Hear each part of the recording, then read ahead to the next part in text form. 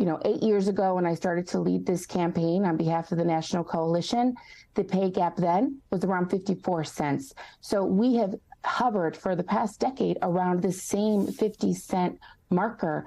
And we haven't seen the kind of substantial progress that we need to see.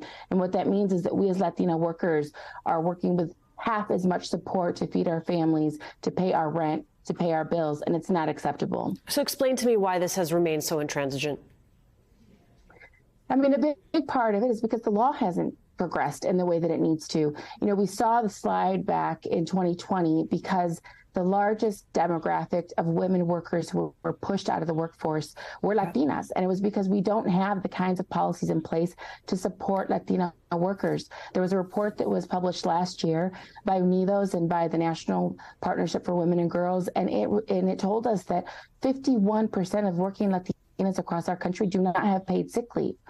So many Latinas are in workplaces where they're not providing paid sick leave, care policies that would support them to take leave, flexible scheduling. Many Latina workers are not working in the kinds of more privileged positions that would allow people to work from home. The Paycheck Fairness Act has not been passed in Congress. We're now looking at the bill, the Pregnant Workers Fairness Act, which would give more rights and protections to pregnant women, which is crucial. There's a number of different factors, and I'm talking policy and specifically, that have to be addressed in order for us to see progress.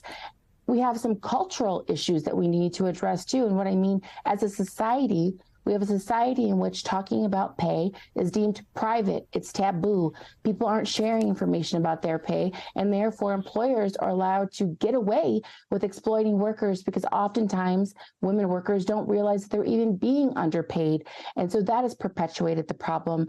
And then finally, I would say that the reality is that employers need to be accountable to their workforce. If they really want workers to produce at the levels that they can and could be and want to be producing at, then they need to create a workforce climate that is supportive of workers, irrespective of what the law requires. And the reality is that business leaders are not showing leadership, have not shown the kind of leadership that would allow things to get better for Latina workers across our country. Monica, it is a complicated problem, which means that their answer is, of course, complicated. I've got about 30 seconds left. I wonder what you think is possible between now and next year that could begin to reset those numbers. What's sort of the top thing you'd want to see?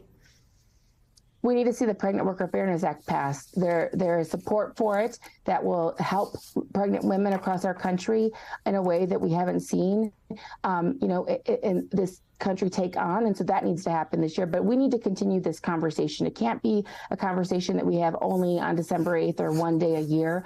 We as a community and a society need to be talking about closing this pay gap. And that cultural shift is going to go a long way to closing that gap.